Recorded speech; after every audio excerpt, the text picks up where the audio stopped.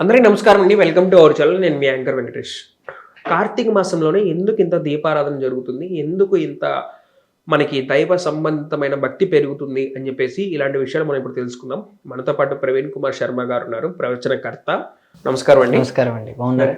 బాగున్నామండి. ఇప్పుడు కార్తీక మాసంలోనే ఎందుకు ఇంత దీపారాధన కార్యక్రమాలు ఇలా, లేకపోతే దైవ సంబంధితమైన భక్తి పెరుగుతుంది?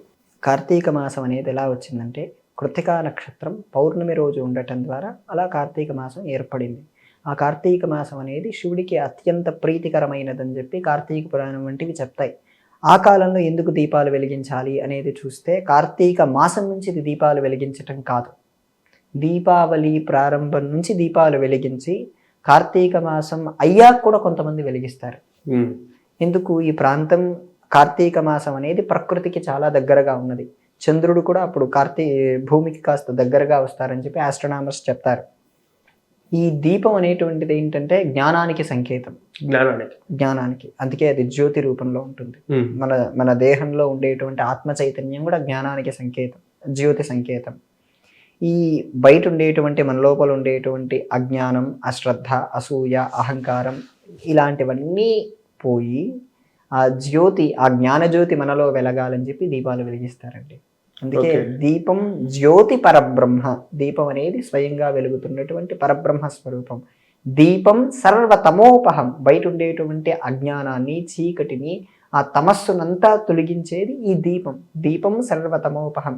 దీపేన సాధ్యతే సర్వం. దీపం వల్ల సమస్తము సిద్ధిస్తాయి. దీపేన సాధ్యతే సర్వం గృహదీపం నమోస్తుతే అంటారు.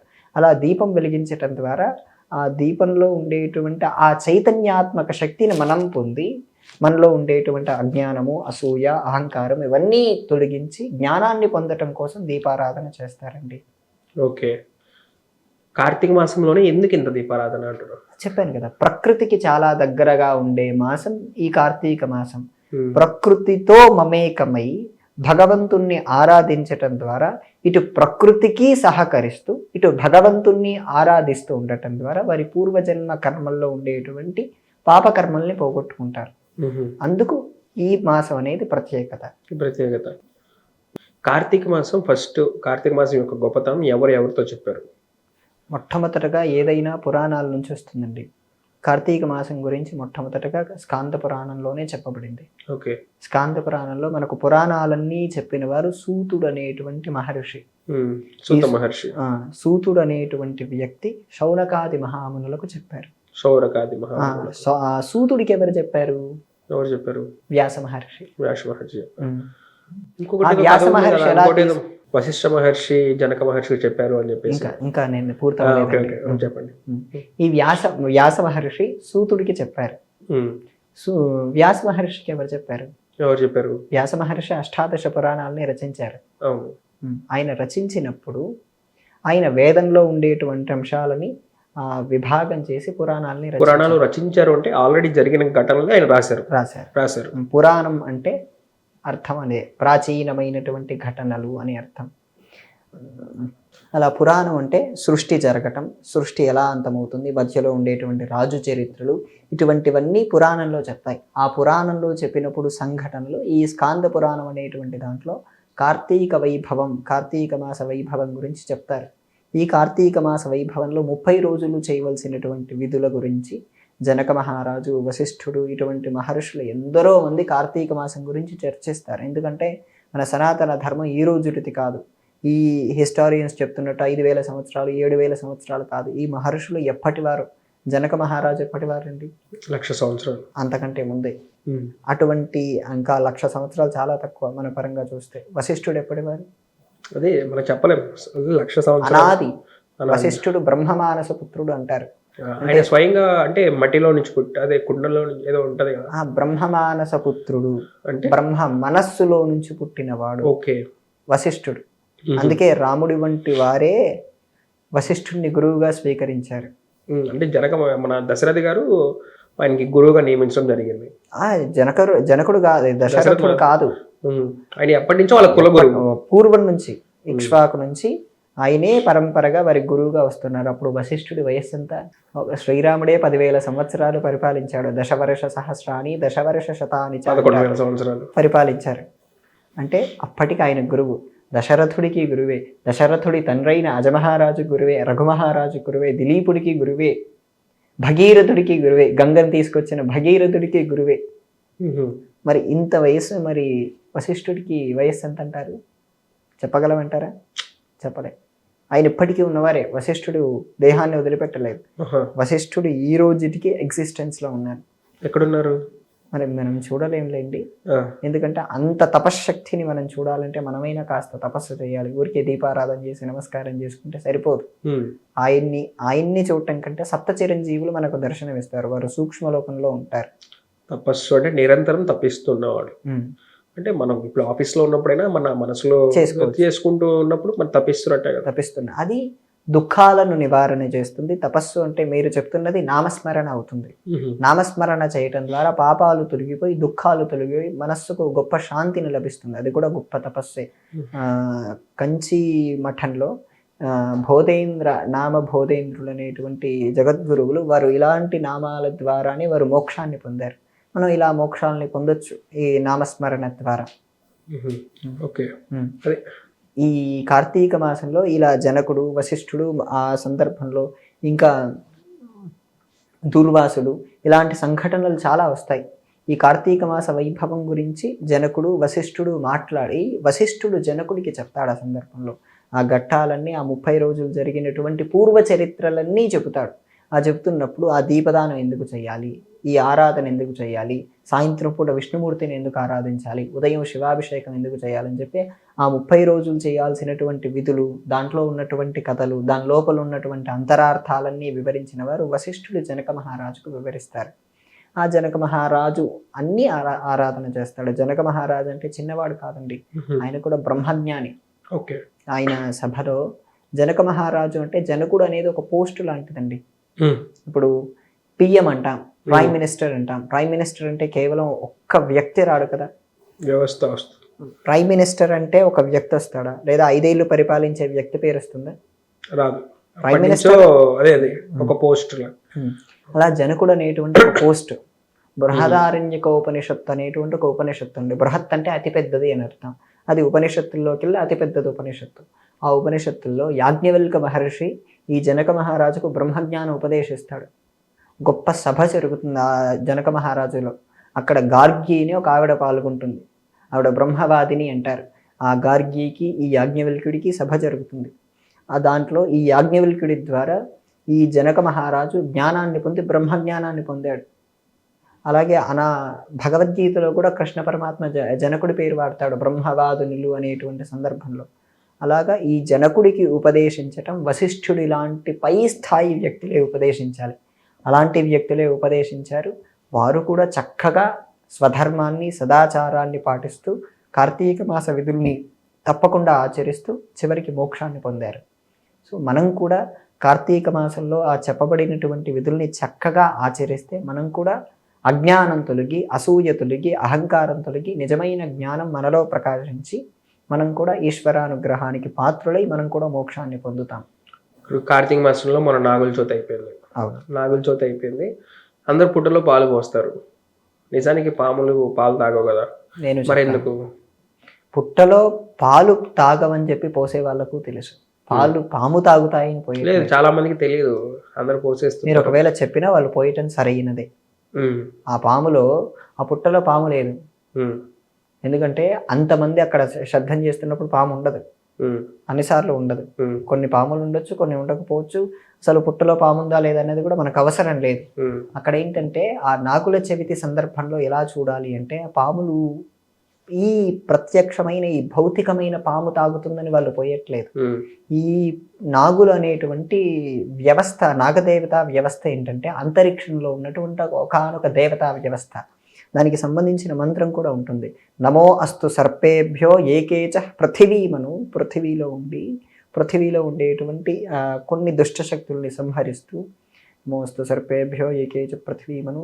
ఏ అంతరిక్షే ఏ దివితేభ్య, వాళ్ళు అంతరిక్షంలో ఉండి దివిలో నుండి మనల్ని రక్షిస్తూ ఉంటారు. మనకు సంతాన సమస్యలని లేదా వివాహం కావాలని నాగదేవతల్ని ఇప్పుడు సర్పదోషం ఉన్న వాళ్ళకి ప్రెగ్నెన్సీ కానివ్వండి ప్రాబ్లమ్స్ ఉంటాయి. కానీ సర్పదోషానికి అంటే సర్పదోషం ఉన్నప్పుడు అంటే నేను విన్నది ఏంటంటే వీళ్ళ నాగదేవతలకు చేయకూడదు, ఎవరైతే మన విష్ణుమూర్తి వాహనమైన గరుడ స్వామి ఉన్నారో ఆయనకి చేయాలని చెప్పేసి విన్నాను. సుబ్రహ్మణ్య స్వామిని ఆరాధించడం ద్వారా సంతానం తొందరగా కలుగుతుంది. ఈ సంతానం కావాలన్నా వీళ్ళు ఏంటంటే సర్పదోషం ఉన్నప్పుడు సర్పాలకు పూజ చేస్తే ఎక్కువగా పెరుగుతుంది అని చెప్పేసి. పెరుగుతుంది, దోషం పెరుగుతుందా? ఇది నేను వింటున్నానండి. నిన్న ఒక డాక్టర్ గారు కూడా ఫోన్ చేసి ఇదే చెప్పారు. పాపగ్రహాలకు పూజ చేస్తే ఇంకా పాపం పెరుగుతుందండి. కాదు, లేదు. ఆ గ్రహాలని శాంతింప చేసుకోవాలంటే గ్రహాలని ఆరాధించాలి. శుభగ్రహాల మన జాతక వీళ్ళందరికీ కూడా అధిపతి మన గరుడ స్వామి. గరుడు అనేటువంటి విష్ణుమూర్తి వాహనం. అంటే ఇప్పుడు మనం రామాయణంలో కూడా చూసుకున్న లాస్ట్ లో రాముల వారిని కాపాడేది మన గరుడు. ఆయన వచ్చిన తర్వాతే, అంటే అప్పటికి కూడా అన్కాన్షియస్ లో ఉంటారు. సర్పాలు మన ఇంద్రజిత్ ప్లే చేసిన వాటికి కూడా బాగా దెబ్బలు పడిపోయి. ఇంద్రజిత్ కి సర్పాలు కాదండి, అది అభిచారిక హోమం చేస్తాడు ఇంద్రజిత్. తను వేసే బాణాలు సర్ప రూపంలో వచ్చేసి చేస్తాయి కదా రాముడికి. అవును, అప్పుడు ఇద్దరు కూడా అందరూ పడిపోయి ఉంటారు దాదాపు. ఎవరు లెగవలేని పరిస్థితి, ఏ దేవుడు రాలేని పరిస్థితి. ఇంకా ఆ సర్పాలు ఎవరు చెప్పినా వదిలిపెట్టాం. ఏ దేవుడు అది ఎవరు చెప్పినా కానీ వదిలిపెట్టాం. అలాంటి టైంలో కూడా ఎవరు చెప్పినా వదిలిపెట్టాం. కానీ వీళ్ళందరికీ కూడా అధిపతి ఎవరు ఉంటారు కదా ఇక్కడ. గరుడ స్వామి వచ్చేసి అప్పటికప్పుడు ఆ సర్పాలన్నీ కూడా భయభ్రాంతులై పైపోతాయి, వదిలేసి వెళ్ళిపోతాయి. అలాంటప్పుడు మనం ఆ మూర్తికి నమస్కారం చేసి ఆ మూర్తికి మనం పూజలు చేస్తే ఎక్కువ ఫలితం ఉంటుంది కదా. గరుడికి చేసినట్టు ఖచ్చితంగా ఫలితం ఉంటుంది. ఎలాంటి సందర్భాల్లో సర్ప భయాలు ఉన్నప్పుడు. ఇక్కడ సర్ప దోషం వేరు, సర్ప భయం వేరు. ఇప్పుడు ఇప్పుడే మనం ఉన్నామండి, ఇక్కడ మనం ఆస్తికుడు అనేటువంటి వ్యక్తి ఉన్నాడు. ఆస్తికుడు అంటే తెలుసా? జనమేజయ యాగం జరుగుతున్నప్పుడు ఈ సర్పాలన్నిటినీ కాల్చేయాలని చెప్పి సర్పయాగం జరుగుతుంది. అప్పుడు ఆస్తికుడు అనేటువంటి వ్యక్తి వచ్చి ఈ జనమేజయ యాగాన్ని ఆపిస్తాడు. అప్పుడు ఆ జనమేజయుణ్ణి స్మరించటం ద్వారా, ఈ గరుడుని స్మరించటం ద్వారా ఈ నాగులు మనల్ని బాధించవు. మీరు ఈ భౌతికమైన నాగులకు కూడా ఒక మంత్రం ఉంది, ఆస్తికుడు గరుడుకి సంబంధించిన మంత్రం. ఆ మంత్రం మీరు చెప్పగానే ఆ పాములు మనల్ని దగ్గరికి రానివి. మీరు టెస్ట్ చేస్తానంటే నేను సిద్ధంగా ఉన్నాను. మీరు పామును తెచ్చి టెస్ట్ చేస్తానంటే నేను సిద్ధంగా ఉన్నాను. ఇక్కడే ఆ మంత్రం చెప్తే పాము కాటేయదు, మన దగ్గరికి రాదు. ఎందుకంటే ఆస్తికుడు అది కృతజ్ఞత భావం. మనుషులు కృతజ్ఞత పోగొట్టుకున్నారు, జంతువులు కృతజ్ఞతతోనే ఉన్నాయి. వాటికి ఎలా తెలుసు ఆ మంత్రం? చెప్పాను కదండి, కృతజ్ఞత మనుషులు పోగొట్టుకుంటున్నారు, జంతువులు పోగొట్టుకోవట్లేదు. అంటే ఏ పాము అయినా సరేనా, కొండ చిలువ అయినా సరేనా? సర్పాలు, నాగులు మాత్రం మనల్ని బాధించవు ఆ మంత్రం చెబితే. ఎందుకంటే కొండ చిలువలు వేరు, ఇవి వేరా? సర్పాలు అంటే చాలా రకాల జాతులు ఉన్నాయి కదండి.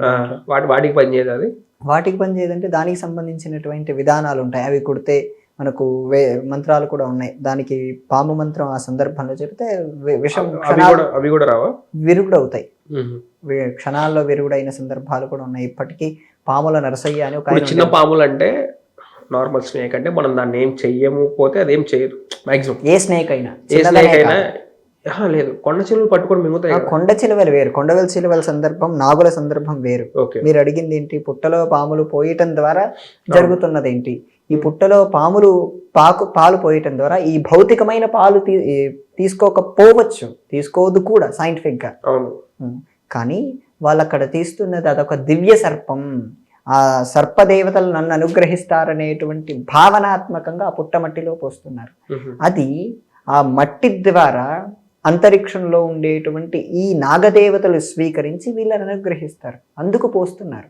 ఈ భౌతికమైన పాము వీళ్ళని రక్షిస్తున్నది కాదు.